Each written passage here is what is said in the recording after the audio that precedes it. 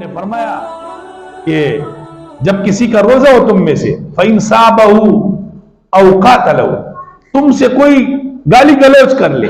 اب روزے کا فائدہ یہاں سے پتہ چلتا ہے. تم سے کوئی گالی گلوچ کرے یا تم سے کوئی لڑائی کے لیے آ جائے تو فرمایا یہ سے کہہ دو فَإِنِّي صَائِمٌ، میں روزے دار ہوں، میں نہیں لڑوں. اگر یہ آپ نے رمضان میں اپنایا، اس ایک مہینے میں پورے 11 مہینے آپ کی پریکٹس ہو گئی. اگر آپ نے اپنی زبان کو غلط بیانی سے روکا، پورے 11 مہینے آپ کی پریکٹس ہو گئی. ایک بہت بڑے مشہور تابعی ابن الفضل، وہ فرماتے ہیں کہ جب انسان جو رمضان کے یہ پورے سال کے 12 مہینے، ان میں سے یہ 11 مہینے ایک طرف اور رمضان کا مہینہ دوسری طرف، جیسے یوسف علیہ السلام کے 11 بھائی تھے، یوسف علیہ السلام سمیت 12 تھے، تو فرمایا یوسف علیہ السلام کی وجہ سے اللہ نے ان 11 کو بخش دیا. اسی طرح اس رمضان المبارک کے روزے، اس کا قیام، اس کا تہجد، اس کی سحری، اس کی افطاری، یہ تمہارے پچھلے 11 مہینوں کے لیے مغفرت کا سبب بن جائے گی. آپ دیکھیں، میں آپ سے پوچھنا چاہتا ہوں، جب انسان کھیتی کرتا ہے تو رجب کے مہینے میں آپ نے کھیتی کی ہے، اب یہ شعبان کا مہینہ چل رہا ہے، یہ مہینہ پانی دینے کا ہے، اس میں بھی اپنے آپ کو عادت کرے، تلاوت کے لیے، قرآن کے لیے، تہجد میں اٹھنے کے لیے. اپنے بچوں کو اور گھر والوں کو جمع کر کے ان کو سمجھایا کریں کہ رمضان المبارک کا مہینہ آ رہا ہے، ہم نے اس میں عبادت کرنی ہے، ہم نے اس میں تلاوت کرنی ہے، اس میں ہمارے اوقات یہ ہوں گے. اور تو شعبان کا مہینہ پانی دینے کا ہے کھیتی کو، اور رمضان المبارک کا مہینہ اس کھیتی کو پک جا کر کے کھانے کا ہے. تو میرے محترم بھائیوں، یہ میرے اوپر جو آپ آج اتنا عظیم الشان مہینہ آ رہا ہے، اتنے عزت والا مہینہ آ رہا ہے، اس کا احترام میرے اور آپ پر فرض ہے، اس کی عزت میرے اور آپ پر فرض ہے.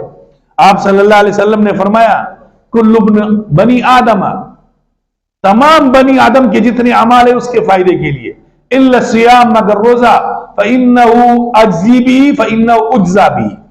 ایک یہ کہ اللہ نے فرمایا اس کا بدلہ جنت اپنی جگہ پر ہے، میں اس کا بدلہ ہوں. ایک روایت میں اور نعمتیں چھوڑ دو، اللہ نے فرمایا تو بتلاؤ سارا جہان ایک طرف، اللہ کی ذات بابرکت ایک طرف. تو اس لیے میرے بھائی 11 مہینے اپنی مرضی سے گزارے اللہ کے لیے. آج سے ہی تیار کرے کہ 1-2 دن بعد کے روزہ ہے، میں نے ابھی سے اپنے آپ کو مضبوط کرنا ہے، میں نے ابھی سے اپنے آپ کے تمام معاملات سمیٹنے ہیں. یہ نہ کہ آج چاند نظر آیا اب یہ نکلا، اب گھر کے سودا سلب پورا کر رہا ہے. نہیں، یہ رمضان کا استقبال نہیں ہے. رمضان کا استقبال یہ ہے کہ آپ نے 2 دن پہلے اپنے گھر کے تمام سودا سلب جمع کرنا ہے، اپنی جو چیزیں لانی ہے پہلے لانی ہے، اپنے گھر کے بچوں کے کپڑے لانے پہلے لینے. اب یہ کیا ہوتا ہے کہ آج چاند کا اعلان ہو گیا، اب یہ باغ دوڑ کر رہا ہے، پہلے دن کی جو برکتیں شروع ہو گئی، یہ باغ دوڑ میں لگا ہوا ہے، تراویح بھی گئی، نماز بھی گئی. جب اعلان ہو گیا تو مغرب سے رمضان کا مہینہ شروع ہو گیا. آپ صلی اللہ علیہ وسلم نے فرمایا جو ایک نفل پڑھتا ہے فرض کے برابر ہے، اور ایک فرض پڑھتا ہے 70 فرائض کے برابر ہے. آپ بتائیں مجھے. اس لیے معاملات اپنے رمضان سے پہلے سمیٹ لے تاکہ رمضان اور مہمان کے لیے جو اللہ کا مہمان ہے اس کا ہم استقبال کر سکے، اس مہینے کا ہم احترام کر سکے. آپ صلی اللہ علیہ وسلم نے ارشاد فرمایا وَإِذَا كَانَ يَوْمُ أَحَدٍ، جب تم میں سے کسی ایک کا روزہ ہو، فَلَا يَرْفَسْ، پھر گالی گلوچ نہ کرے، برائی نہ بولے، فَلَا وَلَا يَسْخَبْ، شور شغب بھی نہ کرے، چیخے بھی نہیں، شور بھی نہ مچائے. یہ روزے کا احترام ہے، یہ اللہ کے اس مہینے کا احترام ہے. آقا صلی اللہ علیہ وسلم نے فرمایا کہ فَإِن صَابَهُ أَوْ قَاتَلَهُ، کوئی لڑے گالی گلوچ کرے تو یہ کہے بھائی میں روزے دار ہوں. آپ صلی اللہ علیہ وسلم نے آگے ارشاد فرمایا کہ دیکھو جو روزے دار کے منہ کی خوشبو ہے اللہ کے نزدیک وہ مشک اور عنبر سے زیادہ پیاری ہے. انسان کا معدہ خالی ہوتا ہے تو اثر زور کے بعد سے پھر ایک قسم کی مہک آتی ہے، تو اللہ کو اس کی یہ مہک بھی پسند ہے. آپ صلی اللہ علیہ وسلم نے ارشاد فرمایا کہ بعض لوگ ایسے ہیں روزہ تو ہے ان کا لیکن وہ گالی گلوچ اور برائی اور جھوٹ اور گناہ سے نہیں بچتے ہیں. آپ نے فرمایا کہ روزے کو اللہ کو کوئی ضرورت نہیں. تو روزے کا چونکہ اصل مقصد تقوی ہے، پرہیزگاری ہے، اور وہ کب آئے گی جب آپ اپنے آپ کو اللہ کے حکم اور نبی کے طریقے کے مطابق کریں کہ میں نے آج کے بعد غلط بیان ایسی نہیں کرنی ہے، 11 مہینے میں بھی نہیں کرنی ہے. لیکن جب رمضان کا مہینہ آ جائے اللہ کے لیے अपने आप को लगाम दे।